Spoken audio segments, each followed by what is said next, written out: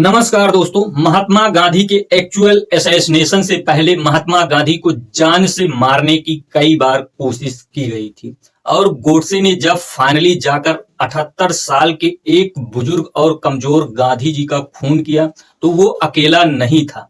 ये बहुत ही सोची समझी और लंबी साजिश थी जिसमें कई सारे लोग जुड़े हुए थे।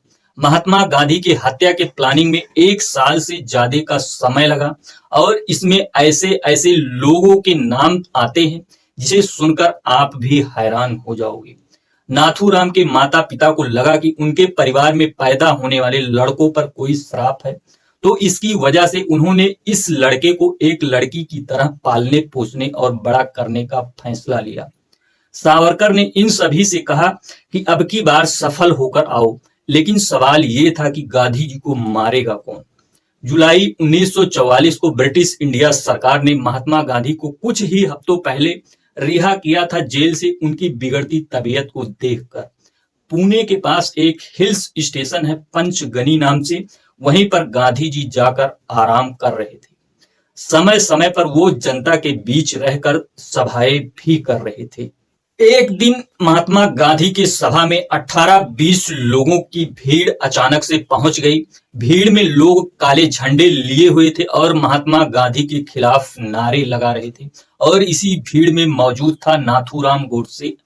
अचानक से गोडसे एक चाकू निकालता है और गांधी जी की तरफ बढ़ता है हमला करने के लिए, लेकिन आसपास के खड़े लोग उसे पकड़ लेते हैं और गांधी जी हैरान थे कि आखिर ये आदमी था कौन और क्यों उन पर हमला करना चाह रहा था। ये गोडसे को अपने पास बुलाते हैं और कहते हैं, आप 8 दिन तक मेरे साथ रहो जिससे हम एक दूसरे को समझ सकें। लेकिन बताया जाता है कि गोडसे ने इसके लिए मना कर दिया और गांधी जी के कहने पर उस वक्त गोडसे को छोड़ दिया गया। उसके बाद भी गोडसे ने जाकर 78 साल के बुजुर्ग और कमजोर गांधी जी का खून कर दिया और इस टाइम पर वो अकेला नहीं था। इस साजिश में शामिल ऐसे ऐसे लोगों के नाम सामने आते हैं जिसे सुनकर आप भी हैरान हो जाओगे।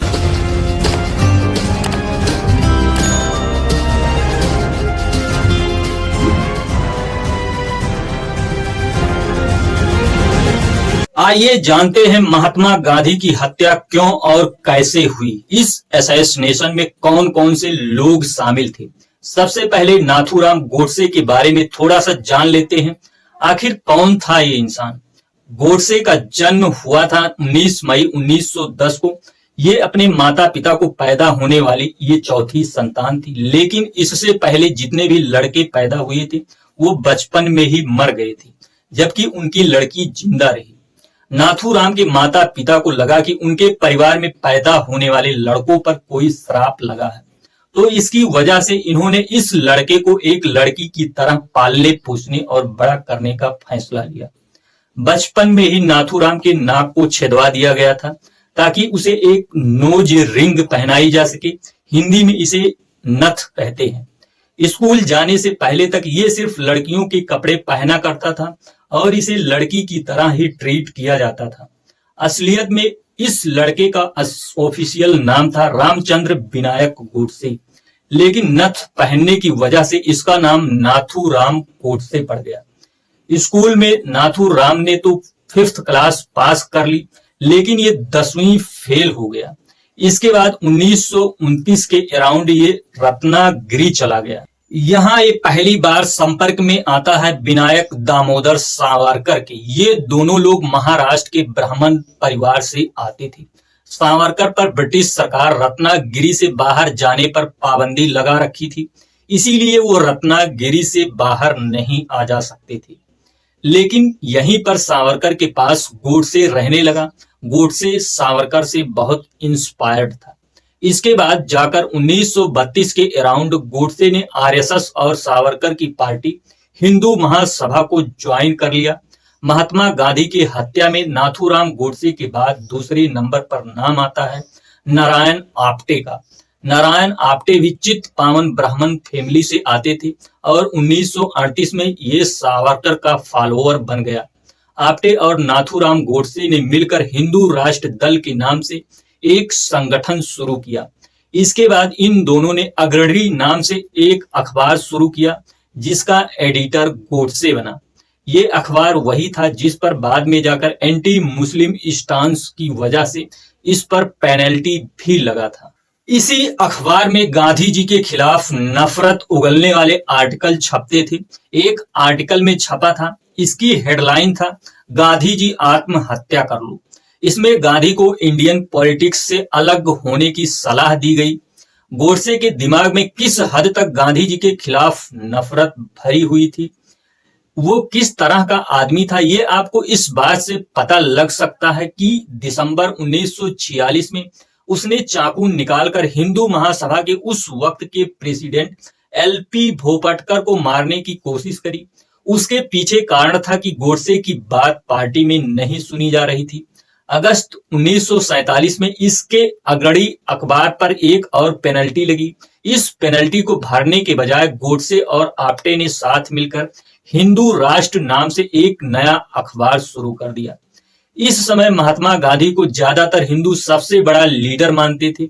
इसी वजह से आरएसएस और हिंदू महासभा जैसे ऑर्गेनाइजेशन जो खुद को हिंदुओं का ठेकेदार बताती थी, वो एकदम बैक फुट पर चली जाती है। दूसरा, गोडसे की नफरत के पीछे एक कारण था कि गांधी एक सेकुलर डेमोक्रेसी के पक्ष में थे, लेकिन आरएसएस और हिंदू महासभा देश को एक हिंदू राष्ट्र बनाना चाह रहे थे। पार्टीशन के बाद देश में दंगे हुए थे और सितंबर में गांधी जी ने गोलवरकर से इसके बारे में एक मीटिंग भी करी थी। गांधी ने उस वक्त गोलवरकर को सीधा कहा था कि आरएसएस के हाथ खून से सने हुए हैं, और इसके बाद गांधी जी ने खुद शुरू किया देश में हार्मनी बढ़ाने के लिए। 8 दिसंबर 1947 दिल्ली पुलिस के इंटेलिजेंस डिपार्टमेंट ने नोट किया कि एक क्लोज डोर मीटिंग हुई थी जिसमें आरएसएस के हेड एमएस गोलवलकर ने कहा कि महात्मा गांधी मुसलमानों को इंडिया में रखना चाहते हैं। गांधी अब हिंदुओं को और मिसलीड नहीं कर सकते। हमारे पास तरीके हैं जिससे ऐसे लोगों को तुरंत चुप कराया जा सकता है, लेकिन हमारा ट्रेडिशन नहीं है। लेकिन अगर मजबूर किया गया तो हमें ये रास्ता भी चुनना पड़ेगा। गोलवलकर के इस बयान के सिर्फ 3 हफ्ते बाद नाथूराम गोडसे, नारायण आप्टे और करकरे गांधी जी के हत्या के साजिश में लग जाते हैं। ये सीधी तौर पर गांधी जी की हत्या करना चाहते थे, लेकिन सवाल ये उठा कि गांधी जी को मारेगा कौन। नारायण आप्टे और गोडसे में से ये कोई करने को तैयार नहीं थे। 2 जनवरी 1948 को ये दोनों जाकर विष्णु करकरे से अहमदनगर में मिलते हैं। विष्णु करकरे ने इन्हें मदन लाल पाहवा नाम के आदमी को सजेस्ट करते हैं। ये बंदा है जो मारने का काम कर सकता है। मदन लाल एक रिफ्यूजी था जो पाकिस्तान से इंडिया आया था और कई हफ्तों से करकरे के साथ रह रहा था। करकरे ने पाहवा को एक गुंडे की तरह इस्तेमाल करने लगा, रेडी वालों और दुकानदारों को परेशान करने के लिए, उनके घरों पर बम फेंकने के लिए। जब करकरे ने पहली बार गोडसे और आप्टे से मिलवाया तो इसे कोई आइडिया नहीं था कि ये लोग क्या प्लान कर रहे हैं। ये 6 जनवरी 1948 को ही पाहवा को पहली बार पता चलता है कि ये लोग एक्चुअली में गांधी जी को मारने का प्लान बना रहे हैं। लेकिन पाहवा को अभी भी नहीं बताया जाता कि गोली मारने का काम उसी से करवाना चाहते हैं। लेकिन गोली मारने के लिए एक रिवॉल्वर की जरूरत थी, लेकिन रिवॉल्वर का इंतजाम तो कई महीने पहले ही किया जा चुका था। बात है 8 अगस्त 1947 की। आजादी मिलने से ठीक एक हफ्ते पहले एयर इंडिया का विमान बॉम्बे से दिल्ली के लिए उड़ान भरता है। इस हवाई जहाज में 3 लोग बैठे हुए हैं। पहले हिंदू महासभा के फाउंडर विनायक दामोदर सावरकर, इसके 2 ट्रस्टेड साथी नाथूराम गोडसे और नारायण आप्टे। ये लोग हिंदू महासभा की वर्किंग कमेटी के लिए दिल्ली जा रहे थे।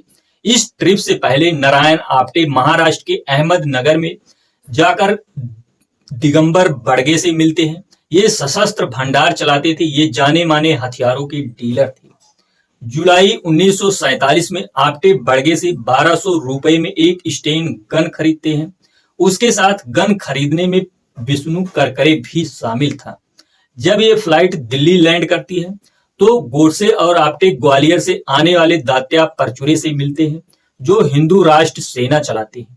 ये पहली बार था जब गांधी जी की हत्या के अक्यूज्ड लोग एक साथ थे। असलियत में महात्मा गांधी की हत्या की प्लानिंग यहीं से शुरू हुई थी। नारायण आप्टे लॉजिस्टिक के इंचार्ज थे। विष्णु करकरे को जिम्मेदारी दी गई कि वो एक आदमी को ढूंढे जो गांधी की हत्या करेगा। और विनायक दामोदर सावरकर, देखिए किताब में क्या लिखा हुआ है, इनकी गाइडिंग स्पिरिट थी। 14 जनवरी को जब गोडसे आप्टे पूना से बंबई जाने के लिए निकले तो उन्होंने खुद अपना ही कबर ग्लो कर दिया। उनके सीट के सामने शांता मोदक नाम की एक मराठी एक्ट्रेस बैठी थी। नारायण आप्टे उनसे बात करने शुरू करी और अपने आप को हिंदू राष्ट्र का मालिक और गोडसे को उसका एडिटर बताया। इन्होंने शांता के साथ कॉफी भी पी और बातों बातों में ये भी बता दिया कि ये बॉम्बे के शिवाजी पार्क में सावरकर सदन जा रहे हैं। शांता ने इन्हें लिफ्ट ऑफर करी और सावरकर सदन छोड़ दिया।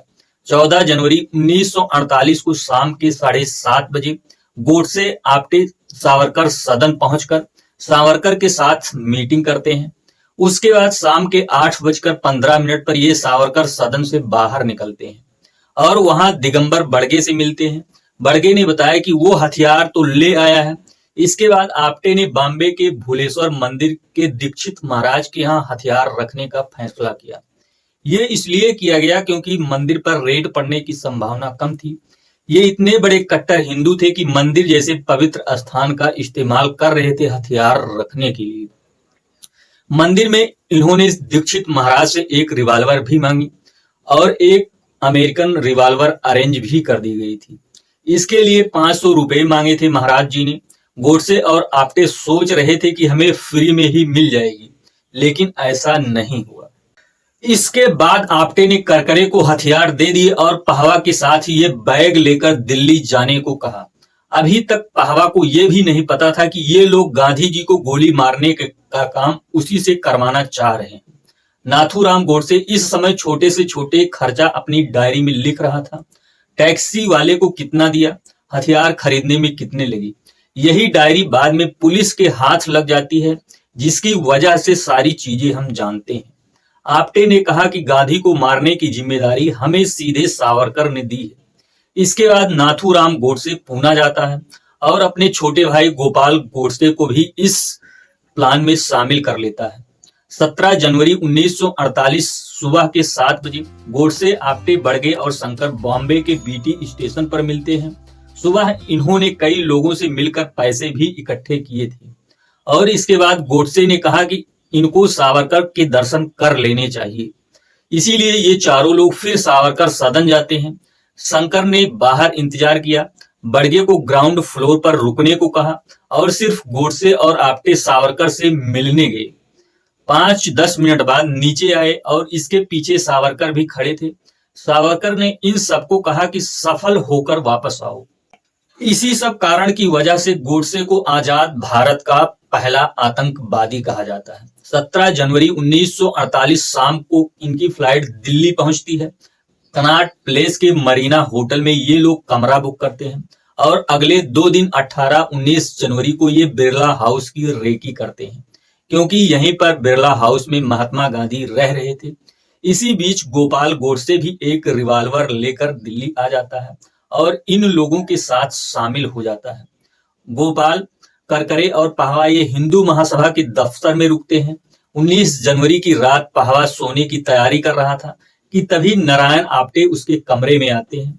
प्लान ये था कि 20 जनवरी को गांधी की हत्या की जाएगी, लेकिन उससे पिछली रात 19 जनवरी को ही पहवा को बताया जाता है कि ये सारे लोग चाहते हैं कि पहवा ही गांधी जी पर गोली चलाए। रात को आप्टे आकर जब करकरे से इसके बारे में बात करते हैं और पहवा को जब ये पहली बार बताया जाता है तो पहवा यह करने से सीधे तौर पर मना कर देता है। पहवा कहता है कि वो इस तरह का काम करके अपनी जिंदगी को तबाह कर दे, ऐसा हो ही नहीं सकता। इसीलिए इस समय गांधी की हत्या करने का पूरा प्लान गड़बड़ा जाता है। गोडसे खुद से गोली चलाने को तैयार नहीं था। प्लान बी के अनुसार नारायण आप्टे ने बड़गे को यह जिम्मेदारी दी।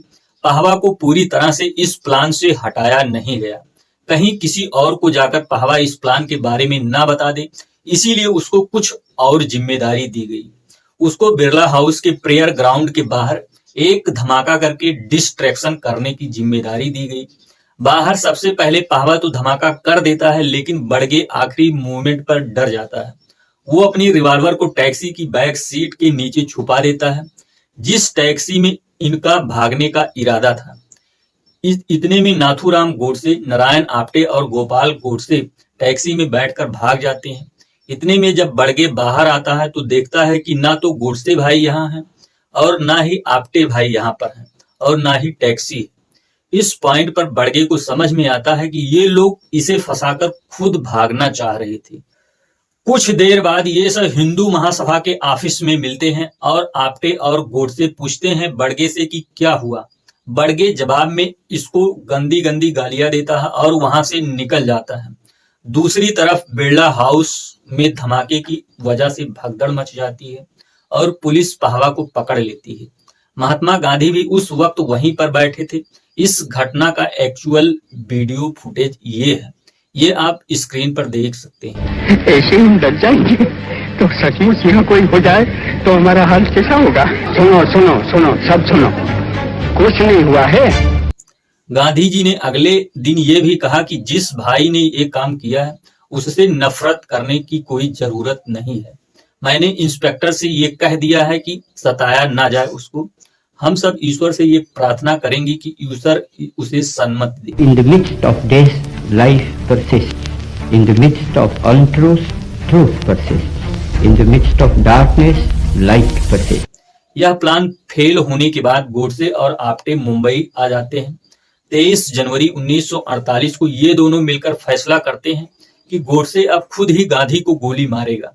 आप्टे और करकरे ये सपोर्ट देने के लिए वहां पर जाएंगे, लेकिन पुलिस इनको अब तक ढूंढने लग गई थी। पाहवा ने पुलिस के पूछताछ के दौरान सब कुछ पुलिस को बता दिया। अहमदनगर के करकरे सेठ और पुणे के हिंदू राष्ट्र के एडिटर नाथूराम गोडसे और उनके छोटे भाई गोपाल गोडसे, नारायण आप्टे ये सब गांधी को मारने का प्लान बना रहे हैं। साथ में इनके एक दाढ़ी वाला वेपन सप्लायर और उनके नौकर के बारे में भी बताया। गोडसे, आप्टे और करकरे इसके बाद अंडरग्राउंड होकर काम करने लगे। 25 जनवरी को ये लोग एल्फिनस्टोन होटल में मिलते हैं। गोडसे को लग रहा था कि उनके पास जो रिवॉल्वर है वो बहुत काम की नहीं है, तो वो ग्वालियर गया। वहां पर परचूरे ने उनके लिए एक फुली लोडेड ऑटोमेटिक बेरेटा पिस्तौल अरेंज कराया। शाम को करकरे गांधी के prayer meeting security meeting arrangement को देखकर आता है। अगला दिन 30 जनवरी शाम को गांधी जी की प्रेयर मीटिंग शुरू होने से पहले प्रेयर्स में गोडसे पहुंच गया था। उस दिन गांधी जी की सरदार पटेल के साथ एक मीटिंग हुई थी शाम के 4:30 बजे। ये मीटिंग 5:10 पर खत्म होती है।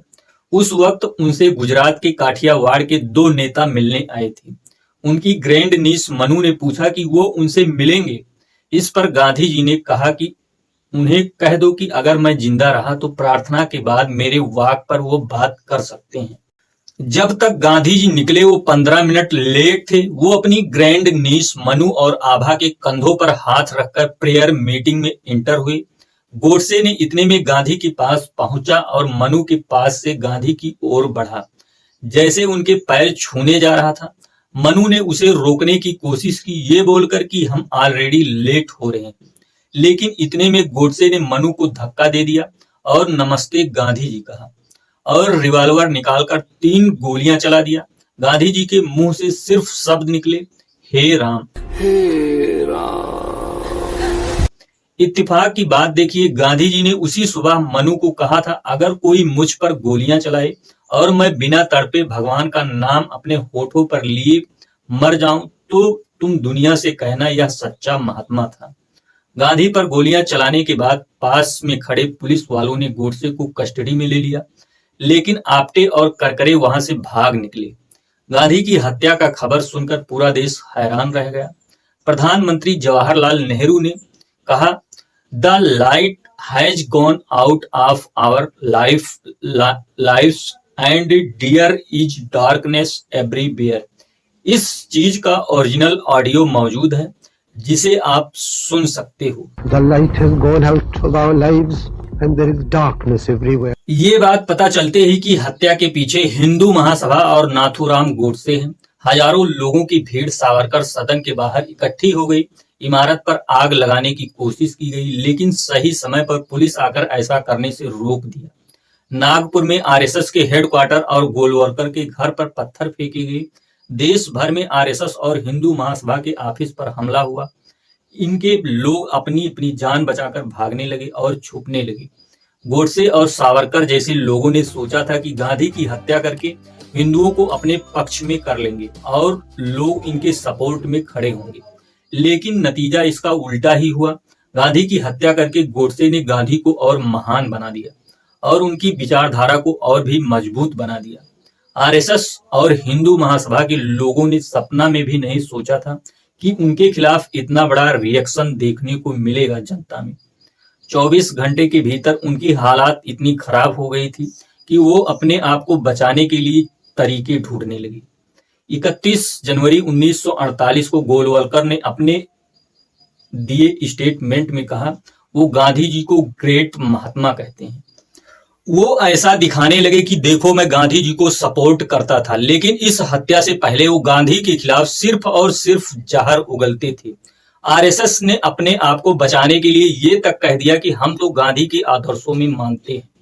आरएसएस और हिंदू महासभा ने गोडसे को पूरी तरह डिसऑन कर दिया कि ये तो हमारा आदमी था ही नहीं। गोडसे को पकड़कर उसे पहले तुगलकाबाद रोड के पुलिस थाने में लाया गया और लंबी पूछताछ करी गई। 31 जनवरी को उसे मजिस्ट्रेट के सामने लाया गया, जिसके बाद उसे पुलिस कस्टडी में भेज दिया गया। शाम तक गोडसे हताश होने लगा था। उसे लगा था कि वो गांधी जी को मारने के बाद हीरो बन जाएगा और हिंदू और सिख रिफ्यूजी उसके सपोर्ट में खड़े हो जाएंगे, लेकिन ऐसा कुछ भी नहीं हुआ। जो लोग पहले गांधी के खिलाफ भी थे, वो भी अब गांधी के सपोर्ट में खड़े हो गए।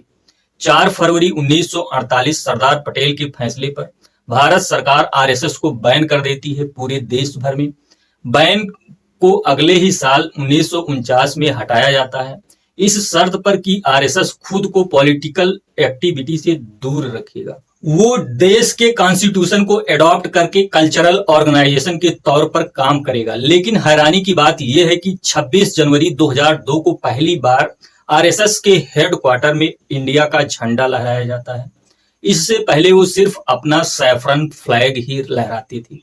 जमशेदोराव नगरवाल बॉम्बे सीआईडी के डिप्टी कमिश्नर, जिन्होंने 20 जनवरी को पहवा को अरेस्ट किया था, इन्हीं की टीम जो 31 जनवरी की सुबह के 5:30 बजे बड़गे को भी पकड़ती है। 5 फरवरी को ये गोपाल गोडसे को भी ढूंढ निकालते हैं, लेकिन आप्टे और करकरे अभी भी गायब थी। इसी बीच नाथूराम ने पुलिस को आप्टे की गर्लफ्रेंड मनोरमा के बारे में बताया और मनोरमा को ट्रैक करके पुलिस आप्टे और करकरे को भी गिरफ्तार कर लिया।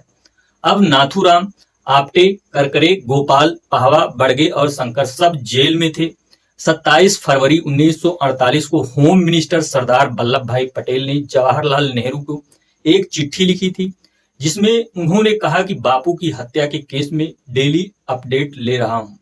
सावरकर के अंडर हिंदू महासभा के फैंटिकल विंग्स ने गांधी जी की हत्या की साजिश की है और बाद में इसको अंजाम दिया है। इसके बाद सावरकर को भी अरेस्ट कर लिया जाता है। नाथूराम का इंट्रोगेशन 4 मार्च तक चलती है। 24 मई को गोडसे और इन सभी लोगों का ट्रायल शुरू होता है। There are 9 accused. Godse, the alleged assassin, is on the left. He was fairly solemn, the others apparently very cheerful. The judge of the special court is Mr. Atma Karan, and here's another picture of the chief prisoner, Nathuram Vinayak Godse. Court में गोडसे गांधी को मारने का कारण बताता है कि Gandhi partition के लिए जिम्मेदार है। ये बात सरासर झूठ थी। गांधी जी उन गिने चुने लोगों में से थे जो पार्टीशन के खिलाफ थे। ये बात आप भी जानते होंगे। जबकि सच बात यह है कि जिसको गोडसे सबसे ज्यादा मानता था, सावरकर 1943 में कहा था कि मुझे मिस्टर जिन्ना की 2 नेशन थ्योरी से कोई दिक्कत नहीं है।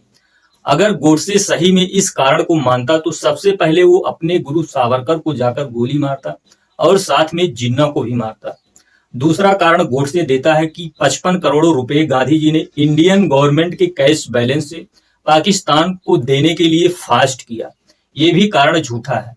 असलियत में गांधी जी ने जो अनशन किया था वो दोनों धर्मों के लोगों के बीच शांति के लिए किया था। On the fifth day of Gandhi's latest fast, a crowd of something like 300,000 people assembled in Delhi for a special meeting to be addressed by Maulana Azad, Minister of Education in the government of the Dominion of India. He announced Gandhi's conditions for breaking his fast, which had been undertaken in order to bring about Hindu-Muslim peace. तीसरा बहाना गोडसे देता है गांधी जी के anti Hindu होने का, लेकिन गांधी जी ने पूरी जिंदगी हिंदुइज्म को प्रैक्टिस किया था। अपनी सभाओं में, मीटिंग्स में, किताबों में वो भगवत गीता की टीचिंग की बात किया करते थे। एक ऐसा आदमी उन्हें एंटी हिंदू कह रहा है जो हिंदू मंदिरों को इस्तेमाल कर रहा था अपने हथियारों को छुपाने के लिए। इसके बाद में डॉक्टर राम मनोहर लोहिया ने 1950 में लिखा था कि गांधी जी के हत्या के पीछे हिंदू मुस्लिम की बात नहीं थी। असलियत में ये लड़ाई थी एक्सट्रीमिस्ट हिंदू और लिबरल हिंदू की। गांधी जी जैसे हिंदू जो टॉलरेंस और भाईचारा में विश्वास रखते थे, जो सभी जातियों को, औरतों को एक बराबर लाना चाहते थे। इस बात से एक्सट्रीमिस्ट हिंदू और नाराज थे। लो कास्ट सिस्टम को बरकरार रखना चाहते थे और औरतों को हमेशा जहां आदमियों से नीचा रखा जा सके। हिंदुइज्म बचाने के नाम पर वास्तव में ये कास्ट बचाने की कोशिश कर रहे थे। यह संघर्ष अब आज के दिन भी देख सकते हो। देश के एक तरफ आम हिंदू लोग जो शांति खुशहाली से जीना चाहते हैं, जो टॉलरेंस इक्वलिटी में विश्वास रखते हैं, कास्ट सिस्टम को नहीं मानते। दूसरी तरफ है गोडसे के विचारधारा वाले कट्टर हिंदू जो आजकल ऑनलाइन ट्रोल्स बने फिरते हैं, गाली गलौज करते हैं, औरतों को रेप थ्रेट्स देते हैं, जातिवाद फैलाते हैं। यही लोग लोअर कास्ट के खिलाफ जहर भी उगलते हैं। गोडसे भी इसी तरीके से ब्रेन वॉश्ड था। प्रोसिक्यूशन को यह प्रूफ करने में दिक्कतें नहीं हुई कि इस साजिश के पीछे गोडसे का ही हाथ था। लेकिन जिस दौरान ये ट्रायल चला, इस साजिश में सावरकर की इन्वॉल्वमेंट को प्रूव करना मुश्किल रहा। सावरकर ने अपने आप को बचाने के लिए कहा कि वो बीमार थे और साल भर से वो गोडसे और आप्टे से नहीं मिले थे। बड़गे जब पुलिस का इन्फॉर्मर बन गया तो उसने सावरकर के इस साजिश में शामिल होने के कई इंसिडेंट बताए, जैसे कि सावरकर सदन में हथियार छुपाने की कोशिश, दिल्ली जाने से पहले सावरकर से मिलना और सावरकर का सफल होकर वापस आओ कहना। इसके अलावा ट्रेन में मिली एक्ट्रेस शांता मोदक ने भी इस बात की गवाही दी कि उन्होंने गोडसे और आप्टे को सावरकर सदन छोड़ा था। लेकिन कोर्ट में बैठे जज का ये मानना था कि सिर्फ बड़गे की बात पर सावरकर को सजा नहीं दी जा सकती। सावरकर के बॉडीगार्ड ने बॉम्बे पुलिस को दी अपनी स्टेटमेंट में कहा कि जनवरी में गोडसे आप्टे करकरे 3 बार सावरकर से मिलने आए थे। सावरकर के सेक्रेटरी ने भी कहा अपने बयान में कि जनवरी के पहले हफ्ते में करकरे और एक पंजाबी लड़का मध्य जनवरी में गोडसे और आप्टे सावरकर से मिलने आए थे। लेकिन इन दोनों लोगों ने कोर्ट में टेस्टिफाई नहीं की, तो इसीलिए सावरकर किसी भी सजा से बच निकले। इस केस में गोडसे और आप्टे को मौत की सजा सुनाई जाती है, सावरकर को छोड़ दिया जाता है। बाकी 5 गुनाहगार लोगों को लाइफ इम्प्रेसनमेंट की सजा दी गई। 17 मई को हाई कोर्ट में आर्ग्यूमेंट खत्म होने के बाद गोडसे को महात्मा गांधी के बेटे रामदास गांधी की एक चिट्ठी आती है, जिसमें वो कहते हैं कि मैंने गवर्नर जनरल ऑफ इंडिया से रिक्वेस्ट किया है कि गोडसे को मृत्यु की सजा न दिया जाए। गोडसे ने इस चिट्ठी का जवाब देते हुए कहा कि एक इंसान के रूप में मेरे पास कोई शब्द नहीं है जिसमें मैं उन घावों के प्रति अपनी भावना व्यक्त कर सकूं जो आपके और आपके रिश्तेदारों को मेरे हाथों हुए आपके पूजनीय पिता के दुखद अंत से प्राप्त हुए होंगे। गोडसे ने कहा कि मेरे एग्जीक्यूशन से पहले आकर मुझसे मिलो। धीरेन्द्र झा अपनी किताब गांधीज असैसिनेशन में कहते हैं, गोपाल गोडसे ने भी बाद में लिखा था, यदि हृदय परिवर्तन गांधीवाद का एक मुख्य सिद्धांत था तो इसे डेथ सेंटेंस लागू न करके यहां आजमाया जा सकता था। नाथूराम गांधीवादियों की तरफ से ऐसे किसी कोशिश का एंसेसली इंतजार कर रहा था। ये सब डेस्परेट कोशिशें थी गांधी की हत्या करने के बाद गांधी के रास्ते के जरिए अपनी जान बचाने की। इस बात से यह बात फिर से साबित होता है कि गांधी जी को जरूर मार दिया गया गोडसे के द्वारा, लेकिन जीत यहां पर गांधी की ही हुई। 22 जून को हाईकोर्ट ने ट्रायल की सजा को बरकरार रखा, लेकिन अभी भी सवाल था कि क्या गोडसे को गांधी की हत्या में फांसी की सजा दी जानी चाहिए, क्योंकि अगर गांधी जी सही में जिंदा रहते तो वो इसके खिलाफ होते। उस समय के सबसे बड़ा गांधीवादियों में से एक किशोर लाल मसरूवाला ने गांधी जी के द्वारा शुरू की गई हरिजन में एक आर्टिकल लिखा। इन्होंने कहा कि अगर सिद्धांत के हिसाब से देखा जाए तो महात्मा गांधी के हत्यारों को फांसी देना उनके ग्लोरी को कम करेगा, इसीलिए उनके हत्यारों को जिंदा रखना काफी ग्रेस का काम होगा। लेकिन इसको ऐसा देखा जाएगा कि जिसमें सरकार गवर्न करने में असमर्थ है, और इसका सीधा मतलब बनेगा कि फांसी की सजा का अंत है। क्योंकि गोडसे को जिंदा रखा गया और बाकियों को फांसी दी गई तो आने वाले समय में ऐसा लगेगा कि सिर्फ अहिंसा के महात्माओं को मारने पर फांसी नहीं होती। इसीलिए अगर भारत सरकार अगर गोडसे को फांसी देती है तो इसमें गलती ढूंढना मुश्किल होगा। इसके बाद गोडसे को 15 नवंबर 1949 को फांसी दे दी जाती है। जस्टिस जीडी घोषला अपनी किताब में लिखते हैं, गोडसे जेल में अपने अंतिम दिनों में अपने काम पर पश्चाताप किया था। उसने कहा था कि अगर उसे दूसरा मौका दिया जाए तो वह अपना बाकी जीवन शांति के प्रचार और अपने देश की सेवा में बिताता।